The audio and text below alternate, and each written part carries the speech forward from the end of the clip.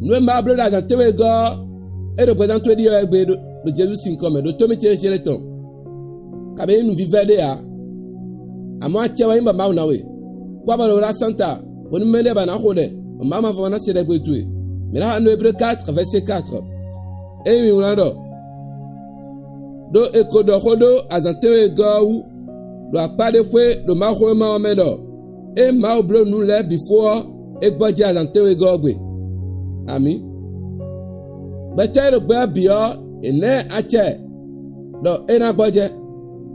Do e blazantewe go nu gbetowe e blazantewe go na. Unwe anowa bio awakakadu na gboje. Dagbete do apajire ma utoma.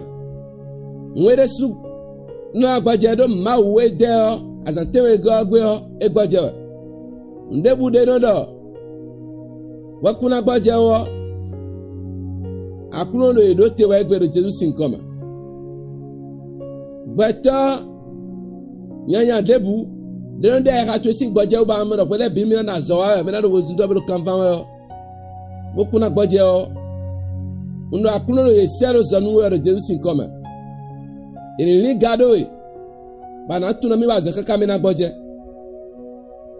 Nko da do Jesus sin koma. Nu debu de no jo chacha nu e. Ba mo no gboje aro gbeto me o.